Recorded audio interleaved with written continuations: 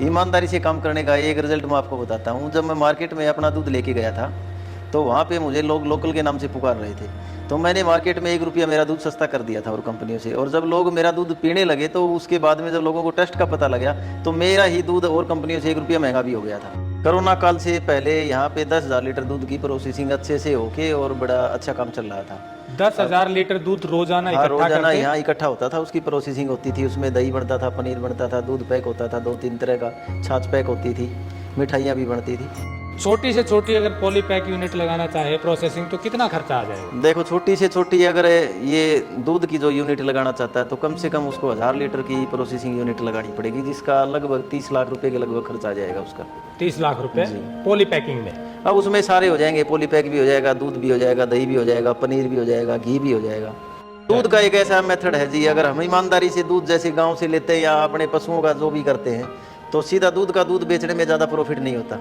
दूध का दूध बेचने में 2 या 3 रुपए किलो प्रॉफिट निकलेगा, वो भी ईमानदारी से। उसको ईमानदारी से दूध मिल जाए, ईमानदारी से वो कहीं बेच दे। तो अगर हम इसके प्रोडक्ट बना के बेचते हैं तो 10 रुपये पर लीटर दूध के हिसाब से इसमें बचत आने की संभावना है। सफल और असफल होने के बीच की जो महीन रेखा होती है, जी, क्योंकि जी। आपने जैसे बताया कि आपके साथ वाले प्लांट लगे थे वो बंद हो गए, लेकिन जी। नए साथ लग गए। जी, जी। तो क्या ध्यान रखना चाहिए नया प्लांट लगाने से पहले, क्योंकि आपको दोनों अनुभव है? धैर्य रखें, जल्दी ना करें, नतीजा आएगा। नमस्कार दोस्तों, दूध की प्रोसेसिंग यूनिट लगाना चाहते हैं, मिठाई बनाना चाहते हैं या दूध से जुड़ा हुआ कोई भी बिजनेस शुरू करना चाहते हैं तो ये पूरा वीडियो जरूर देखना चाहिए, क्योंकि मेरे साथ है एक ऐसे अनुभवी किसान जिनका 22 साल का अनुभव है दूध का, दूध के व्यवसाय का। ये है सोमवीर भूरा जी, हरियाणा में भिवानी जिले के रोढ़ा गांव के रहने वाले हैं।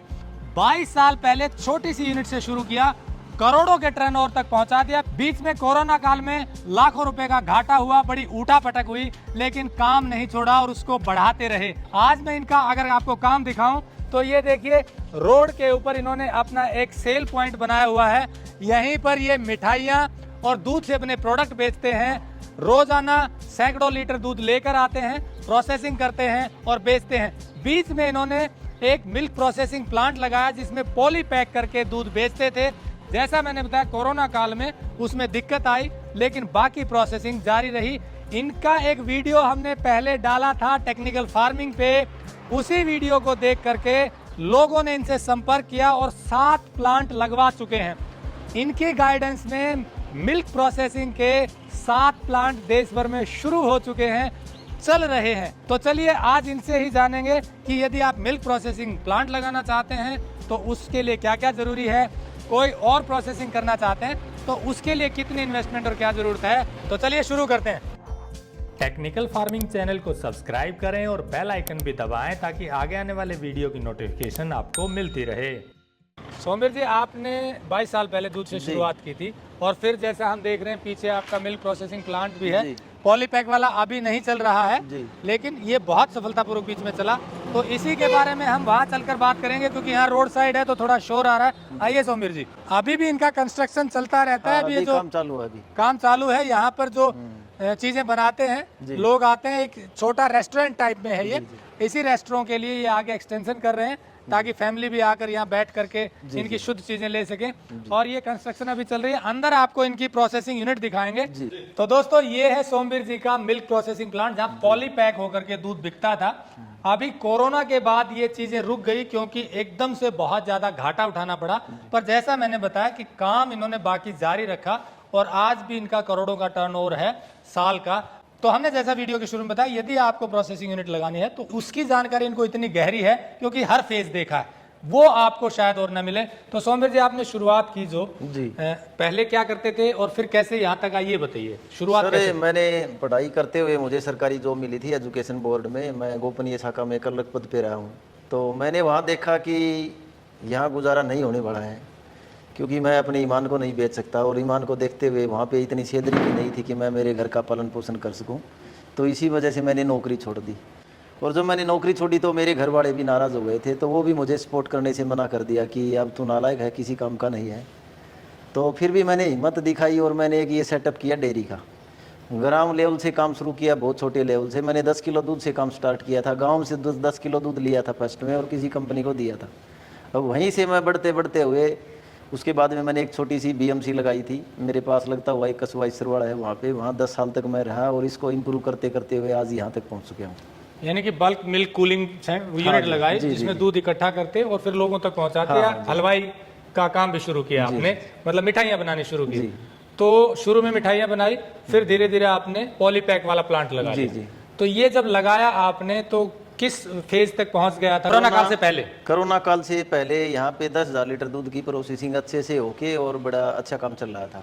10,000 लीटर दूध रोजाना हाँ, इकट्ठा रोजाना करते? यहाँ इकट्ठा होता था, उसकी प्रोसेसिंग होती थी, उसमें दही बनता था, पनीर बनता था, दूध पैक होता था 2-3 तरह का, छाछ पैक होती थी, मिठाइयाँ भी बनती थी। और सफलतापूर्वक चल रहा था? हाँ, सफलतापूर्वक चल रहा था उसमें तो बहुत अच्छा, क्योंकि मैंने जितनी भी मेहनत की थी उसका फल वहाँ आना शुरू हो गया था।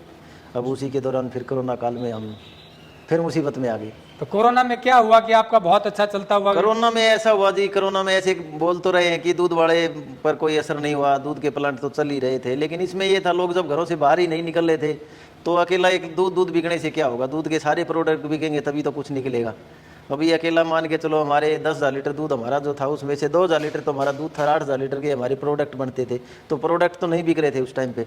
दूध हमारे पास 10,000 आ रहा था, दूध की हमारी सेल पॉलीपैक में 2,000 की थी, जो 8,000 दूध सरप्लस था उसके तो प्रोडक्ट बने थे, प्रोडक्ट बिक नहीं रहे थे, तो घाटे में ही चल रहा था। आपने बताया कि एकदम से 40 लाख रुपए के प्रोडक्ट खराब हो गया। हाँ, हमारे उस टाइम पर अच्छा सर्कल था मेरा, कम से कम 500 या 600 किलोमीटर के लगभग मेरे रूट बने हुए थे, 4-5 गाड़ियाँ मेरी रूट पे चलती थी, तो वो सारे का सारा जो स्टोरेज मेरे पास थी वो यहीं की यहीं जमा होगी।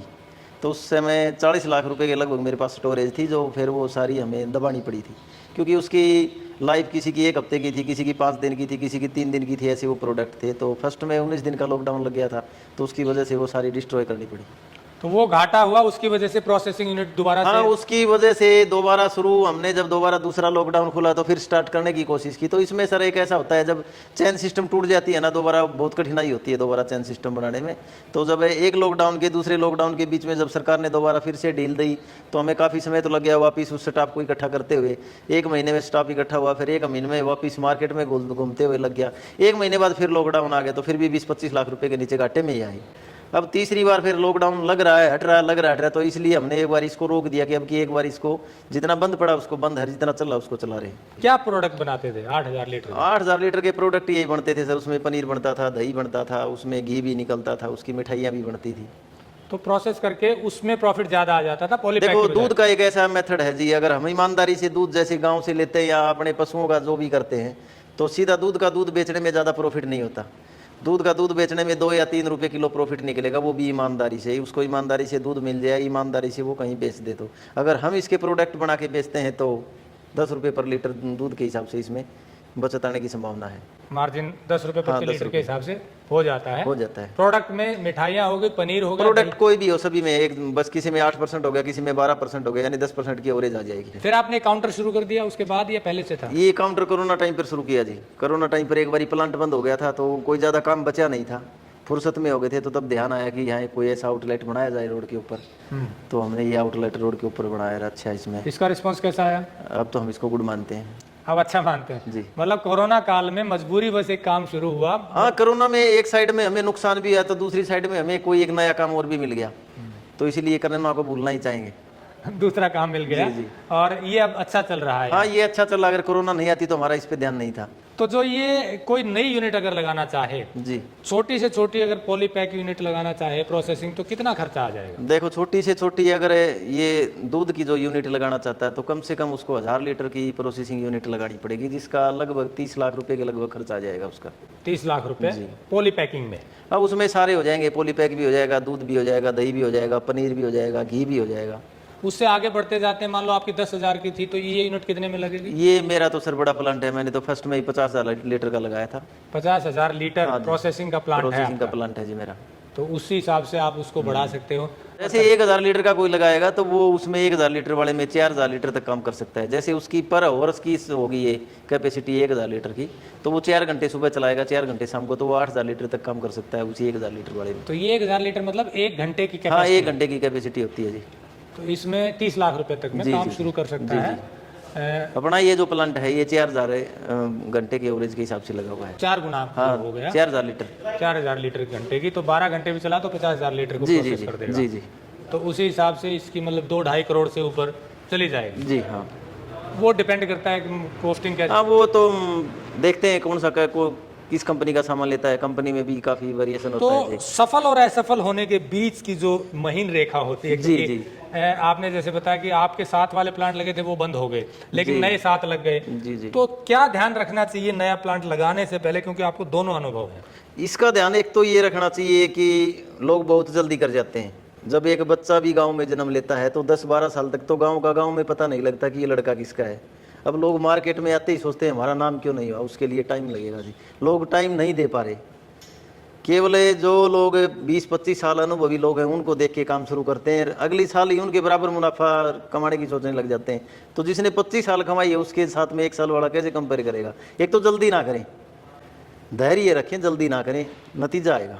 तो जैसे आपने कहा धैर्य रखें, लेकिन धैर्य रखते हुए क्या करना होगा वो भी जरूरी है, वो क्या करें? देखो धैर्य रखते हो तो ईमानदारी से काम करना होगा जी। मार्केटिंग भी तलाशनी होगी, मार्केट भी देखना होगा, वो तो सारी देखनी होगी जी, रॉ मटेरियल की भी देखनी होगी, सेल करने की भी मार्केट देखनी होगी, वो तो देखना ही होगा। तो जैसे आपका अनुभव है, क्योंकि आप जिस रीजन में हैं, राजस्थान के लगता हुआ रीजन है जी। तो आपके अनुभव से ये प्रोसेसिंग यूनिट लगा के हर जगह मार्केट है, मतलब बेचने का संभावना है? ये तो सर ऐसा है 2 किलोमीटर पे तो इसका रॉ मटेरियल मिल जाता है, 2 किलोमीटर पे ही इसके लेने वाले हैं। ज्यादा दूर से ना खरीद के लाने की जरूरत है, ना ज्यादा दूर बेच के आने की जरूरत है। बिक्री की समस्या नहीं है, पर धैर्य रखना पड़ेगा। हाँ धैर्य रखना पड़ेगा और जी। ज्ञान पूरा लेना पड़ेगा। हाँ ज्ञान के बगैर तो चलेगा नहीं, क्योंकि दूध की लाइफ ही 4 घंटे की है। 4 घंटे के बाद में दूध डेड हो जाता है। अगर जानकारी नहीं है तो 4 घंटे में तो वैसे ही मर जाएगा वो। दूसरा आपने कहा ईमानदारी से काम करें। अब वो ईमानदारी तो चलेगी जी, ये तो आपको भी पता है, ये तो सभी लोगों को पता है ईमानदारी चलेगी। लेकिन कहीं हमने सुना कि दूध में क्या क्या मिलावट होती है, पूछिए ही मत, क्योंकि ये दोनों बात है जी। इतनी तो अफवाहें और इतनी मिलावट हो रही है, दोनों बात है। अफवाहें भी ज़्यादा है, मिलावट भी हो रही है। और ये भी झूठी बात नहीं है। WHO का आंकड़ा है 70% देश में नकली है। अगर मेरे से पूछे तो मैं तो 80% बताऊंगा, क्योंकि जहाँ तक मैंने दूध देखा है तो मेरे हिसाब से तो 80% है, 70 भी नहीं। शायद वो गाँव में नहीं घुसे होंगे, यहाँ ज़्यादा होगी, तो 80% है मेरे हिसाब से। तो 80% मिलावट हो रही है जी, दूध जी। में, लेकिन अगर ईमानदारी से करेंगे तो वो लंबा चलेगा। लंबा चलेगा जी। ईमानदारी से काम करने का एक रिजल्ट मैं आपको बताता हूँ। जब मैं मार्केट में अपना दूध लेके गया था तो वहाँ पे मुझे लोग लोकल के नाम से पुकार रहे थे। तो मैंने मार्केट में 1 रुपया मेरा दूध सस्ता कर दिया था और कंपनियों से। और जब लोग मेरा दूध पीने लगे तो उसके बाद में जब लोगों को टेस्ट का पता लगा तो मेरा ही दूध और कंपनियों से 1 रुपया महंगा भी हो गया था। यानी कि जब पॉली पैक लेकर आप गए, किस नाम से गए? किसान डेयरी के नाम से। तो वहां पर बड़ी बड़ी कंपनियों के दूध थे, अलग अलग ब्रांड के, आपको लोकल बोला गया कि भाई मुझे लोकल बोला गया, और इसीलिए आपको दूध 1 रुपया सस्ता देना पड़ा। लेकिन जब उनको टेस्ट पता चला, क्वालिटी पता चली, तो आपने फिर उसको समझते 1 रुपया महंगा कर दिया। तो मतलब ईमानदारी से काम करोगे तो आपको रिस्पॉन्स भी मिलता है। मिलेगा जी, मिलेगा। तो दोस्तों, जैसा सोमवीर जी ने बताया कि अगर आप मिल्क प्रोसेसिंग यूनिट लगाना चाहते हैं तो आपको पहले कैलकुलेट करना पड़ेगा इन्वेस्टमेंट का, और आसपास क्या क्या चीज़ें बेच सकते हैं, और धैर्य के साथ टाइम देना पड़ेगा। इन्होंने बड़ी काम की बात कही है कि अक्सर ऐसा होता है, हम बिजनेस शुरू कर देते हैं और हमें लगता है कि हम वर्कर के भरोसे चला लेंगे, या हमारा कोई पार्टनर है तो वही चला लेगा। हम पैसा लगा करके सिर्फ आमदनी के बारे में सोचने लगते हैं और ऐसे में बिजनेस असफल हो जाता है। ज़्यादातर में यही कारण होता है। पूरी डेडिकेशन के साथ, मेहनत के साथ लगातार काम करेंगे तो सोमवीर जी आपके सामने एक ऐसे उदाहरण है जो एक ऐसे रीजन में सफल हुए हैं जहाँ की पेइंग कैपेसिटी ज़्यादा नहीं है, बहुत इंटीरियर में इनका ये आउटलेट है। लेकिन आपको बता दें, इसी आउटलेट पे अब भीड़ लगती है जो इन्होंने खोला हुआ है। इनको भी उम्मीद नहीं थी कि ये सफल होगा, लेकिन लगे रहे, लोगों की मार्केट को समझ के, लोगों की साइकोलॉजी को समझते वही प्रोडक्ट जोड़ते गए। कोरोना में दिक्कत हुई लेकिन फिर भी हौसला नहीं छोड़ा।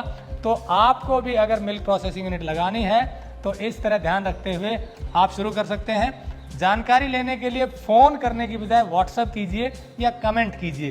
कमेंट करेंगे तो ज़्यादा अच्छा रहेगा। एड्रेस हम फिर से बता देते हैं, हरियाणा में भिवानी जिले के रोडा गांव के रहने वाले, रोड साइड में इनका ये प्लांट है। देख सकते हैं, आ सकते हैं। फ़ोन हो सकता है ज़्यादा ना उठा पाएँ आपका, तो आपको अगर सीरियसली ये काम करना है तो यहाँ आकर भी जानकारी ले सकते हैं। हमारी कोशिश ये है कि एंटरप्रेन्योरशिप को बढ़ावा मिले, किसान एंटरप्रेन्योरशिप की तरफ आएँ ताकि उनका लाभ बढ़े और आप लोगों को शुद्ध चीज़ें मिलें। जुड़े रहिए टेक्निकल फार्मिंग से, आगे भी आपको ऐसे वीडियो दिखाते रहेंगे। नमस्कार, जय हिंद। अगर आपको यह वीडियो पसंद आया है तो ज्यादा से ज्यादा लाइक और शेयर जरूर करें। साथ ही चैनल को सब्सक्राइब करना ना भूलें।